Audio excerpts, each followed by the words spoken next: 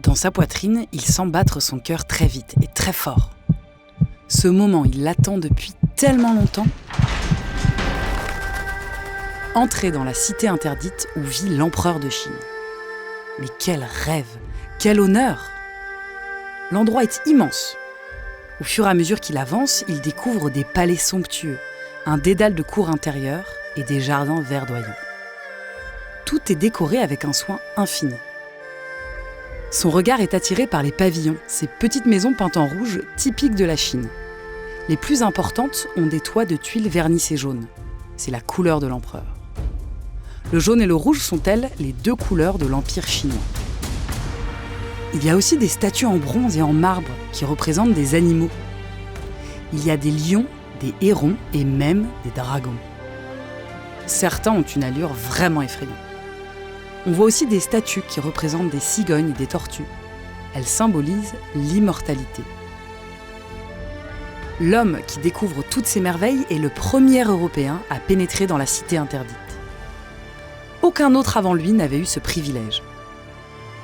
Je vais vous raconter le parcours incroyable de ce missionnaire italien parti vivre une sacrée aventure au bout du monde. Écoutez l'histoire de Matteo Ricci.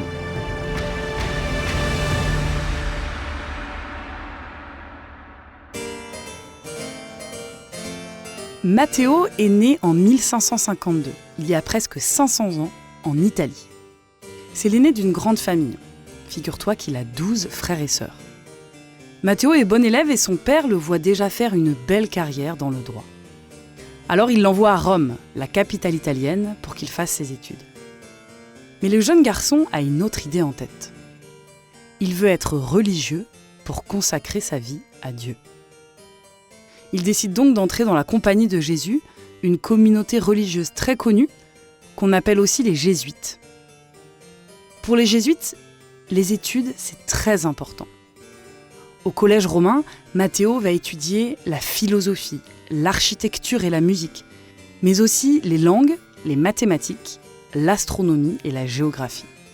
Il ne le sait pas encore, et toi non plus d'ailleurs, mais plus tard, toutes ces connaissances lui seront très utiles. Les jésuites, c'est aussi des missionnaires.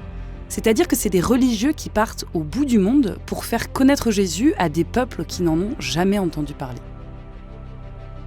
Après 6 ans d'études, ses supérieurs, comprenant que Matteo est un garçon très doué et intelligent, le convoquent pour lui faire une proposition qu'il ne peut pas refuser. Matteo, le temps est venu pour toi de partir en mission. Nous avons décidé de t'envoyer en Orient, et plus précisément en Chine. Sans hésiter, le jeune religieux accepte. Matteo s'empresse de réunir ses affaires, heureux de commencer son grand périple. Direction Lisbonne au Portugal pour embarquer sur le bateau qui l'emmènera à l'autre bout du monde.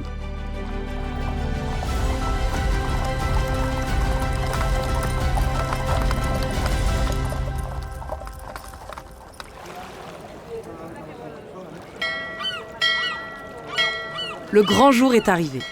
Que d'émotions sur le quai au moment de se dire au revoir. À cette époque, quand on part si loin, on sait que c'est sûrement pour toujours. Heureusement, Matteo n'est pas seul. Quelques frères jésuites l'accompagnent. Les passagers sont tous à bord. C'est parti.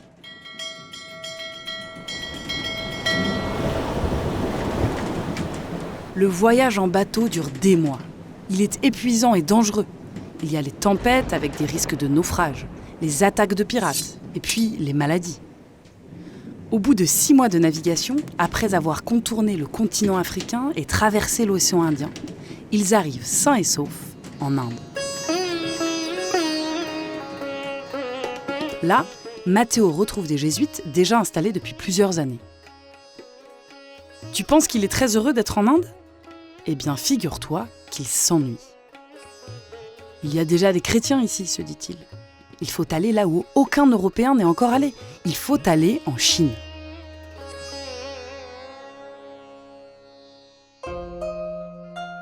La Chine, c'est un immense empire, riche et très ancien. Il est dirigé par un empereur très puissant que l'on appelle le Fils du Ciel. Il habite à Pékin, dans la cité interdite, et Matteo veut le rencontrer. Après 4 ans d'attente, il est enfin autorisé à quitter l'Inde.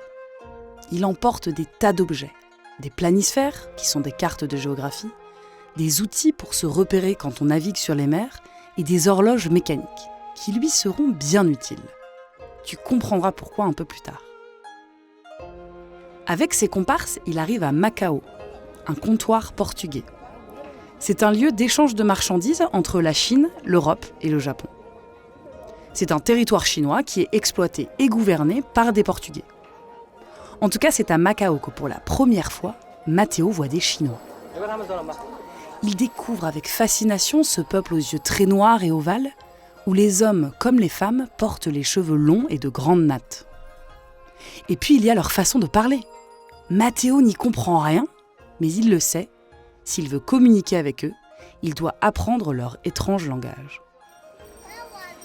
Le chinois est une langue très difficile, avec des signes à la place de l'alphabet. Et puis il y a la prononciation, si différente de l'italien.